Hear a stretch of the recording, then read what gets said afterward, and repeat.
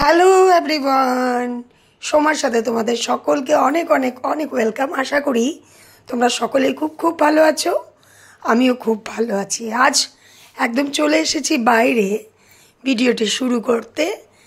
আজ আমাদের বাড়িতে একটি পেঁপে গাছ ছিল। তোমরা যারা আমার ব্লগ মন দিয়ে দেখো তারা জানো আমরা এই বাড়ির পেঁপে গাছ থেকে অনেক পাকা পেঁপে খেয়েছি, কাঁচা পেঁপেও খেয়েছি। এই পেঁপে গাছটি এতটাই লম্বা হয়ে গেছিল যে পেঁপে গাছটিকে কিন্তু আমরা নিজে থেকে লাগাইনি, নিজে থেকেই গাছটি উঠেছিল। আর এতটাই বড় হয়ে গেছিল, আমাদের নিম গাছের গোড়া থেকে এই পেঁপে গাছটা উঠেছিল। দেখতে দেখতে পেঁপে গাছটি প্রচণ্ড ফল দিয়েছে, আর পেঁপে গাছটি প্রচণ্ড বড়ও হয়ে গেছিল। তো সবাই বলতেছিল যে পেঁপে গাছটি নাকি ভেঙে যাওয়ার চান্স আছে আর একটা রিস্কও থাকতে পারে। তাই ভাবলাম এই পেঁপে গাছটিকে কেটে ফেলবো। অনেকেই বলছিল ফলন্ত গাছ নাকি কাটতে হয় না, কিন্তু আমরা নিরুপায় ছিলাম। পেঁপে গাছটি না কাটলে বিপদ হতেও পারে। তাই দুজন ভাই মিলে, একজন দাদা আর একজন ভাই, ওরা দুজন মিলে বুদ্ধি করে পেঁপে গাছটিকে রশি দিয়ে বেঁধে বেঁধে সুন্দর করে কেটে নিচ্ছিল। কিন্তু আমাদের ভীষণ ভয় করছিল যাতে করে ওদের কোনো বিপদ না হয়।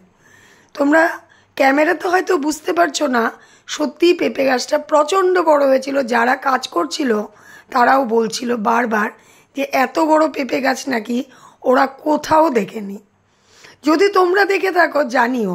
নিম গাছটিকে, যে নিম গাছটি আমার বাবার হাতের লাগানো, সেই নিম গাছটিকেও পেঁপে গাছটি নষ্ট করে ফেলছিল। সেই নিম গাছটাকে বাঁচানোর জন্যই কিন্তু পেঁপে গাছটা কাটা, আর কোনো রকম রিস্ক যাতে না হয়। তো যাই হোক, ভালো ভালো পেঁপে গাছটা কাটা হলো। তারপর ভাইদের খুব গরম লাগছিল, আমি একটু শরবত করে দিলাম। তো শরবত টরবত খেয়ে তো ওরা এটাই বলছিল যে ফলন্ত গাছ কাটতে নেই ঠিকই, কিন্তু যদি রিস্ক হয় তাহলে কি করবে। মা ভীষণটা খারাপ লাগছিল মার যে ফলন্ত গাছ কেটে ফেলছে। তো দেখো বাড়িটা আবার একটু একটু জঙ্গল হয়েছিল, তোমাদেরকে সেটাই দেখাচ্ছিলাম। বাকি কাজটা আমরা দুর্গাপূজার আগেই করব ভেবে। তো এখনই এই রিসেন্ট আবার নিব দাদাদেরকে, যেগুলো বাড়িটাকে পরিষ্কার করব। আর আকাশটা আছে সুন্দর। আর এদিকে তোমাদেরকে চতুর্দিকটা দেখাচ্ছিলাম। পেঁপে গাছটা কাটতে কাটতেই যেন বাড়িটা একটু আলোকিত হয়ে গেছিল। তো দুয়ারের উপরেই রামকৃষ্ণ সারদা মার ফটো ছিল, তোমাদেরকে একটু দেখিয়ে দিলাম।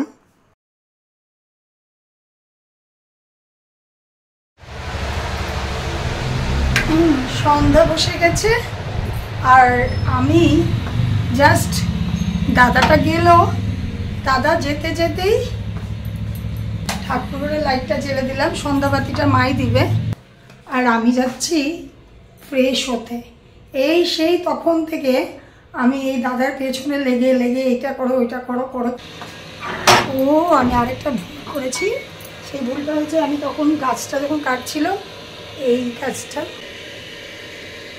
এটা আমি ঘরে নিয়ে এসেছিলাম। এখন এটাকে আমি বাইরে রেখে দেব।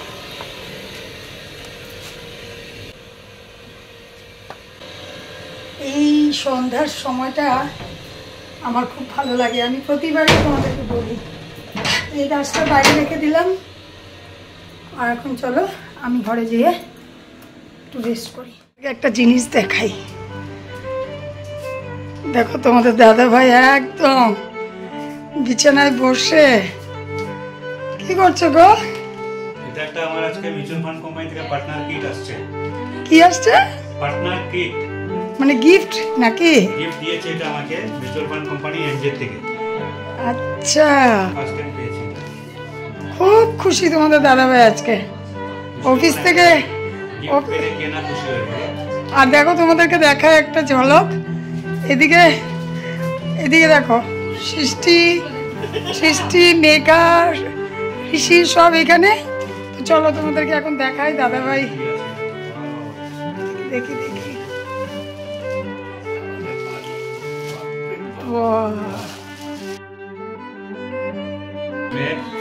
এনজে ওয়েলথ লেখা আছে, এনজে ওয়েলথ।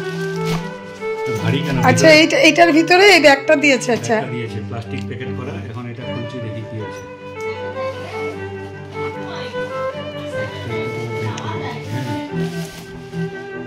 ফার্স্ট হলো এটা ভিজিটিং কার্ড, আমার নাম দিয়ে মিউচুয়াল ফান্ড কোম্পানি থেকে ভিজিটিং কার্ড। আচ্ছা, তোমার কার্ড ওরাই দিয়েছে এগুলো বানিয়ে? ওরাই সব পাঠিয়েছে। আচ্ছা, এগুলো হলো গিয়ে প্যাম্পলেট, লিফলেট পাঠিয়েছে সব। সেভ ট্যাক্স এন্ড গিফট পুরো সব কিছু দিয়েছে এখানে। Triple advantage. এগুলো কি? এগুলো লিফলেট। আচ্ছা আচ্ছা, এগুলো ক্লায়েন্টকে দেওয়ার জন্য লিফলেট।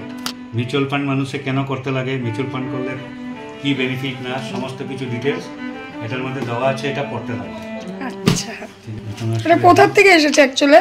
এনজেড মানে এনজেড অফিসটা হলো হেড অফিস গুজরাট। ও, গুজরাট থেকে এসেছে। এই কোম্পানিটা মিউচুয়াল ফান্ড কোম্পানি, এটা একটা এএমসি হয়, অ্যাসেট ম্যানেজমেন্ট কোম্পানি মিউচুয়াল ফান্ডের।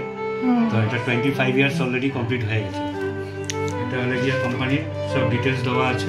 আচ্ছা, কোম্পানির মালিককে কবে স্টার্ট, প্রমোটারস মেসেজ দেওয়া আছে, তবে এগুলো এখন পড়তে গেলে অনেক সময় লাগবে। আচ্ছা, এটা হলো গাইড বুক, মিউচুয়াল ফান্ডের গাইড বুক। ব্যাগটা তো তোমার কাজে লেগে যাবে। আচ্ছা, এটা হলো একটা ডায়েরি। ডায়েরি দিয়েছে, বাহ, ডায়েরিটা খুব কাজের, খুব সুন্দর। এটা পুরো প্যাক করা আছে। এতক্ষণে আমার একটা কাজের জিনিস আসলো, আর এগুলো তো সব তোমারই। আমি তো ডায়েরিটা পেয়ে খুশি হচ্ছি।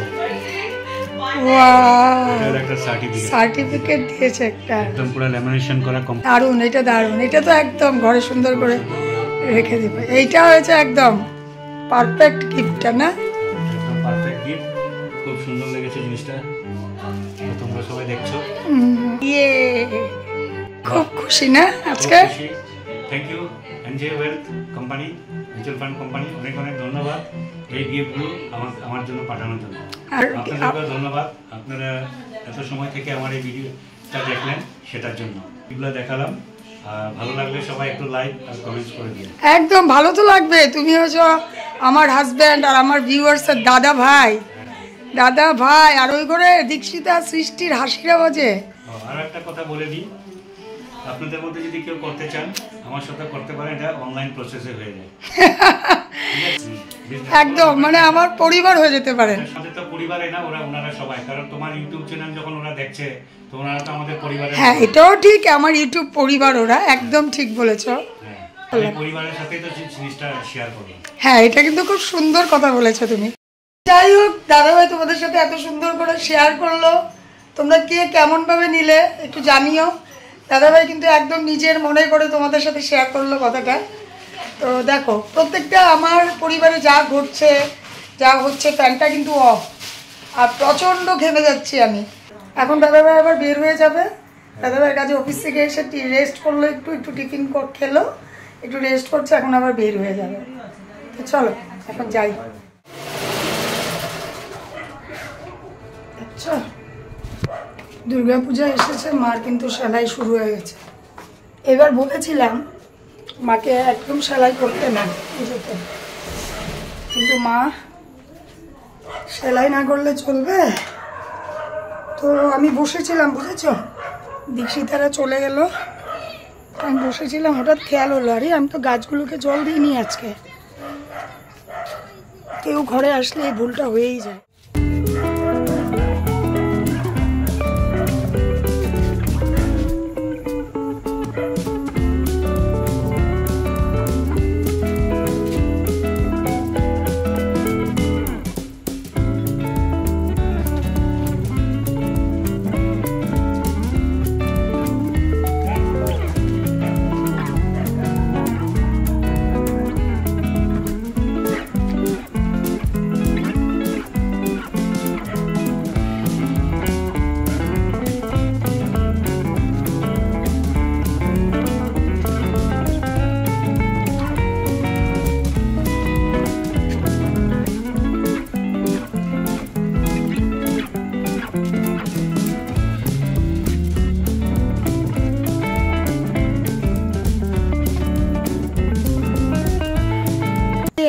আমি হয়নি, এটা আমি বৃষ্টির জল জমিয়ে রেখেছিলাম।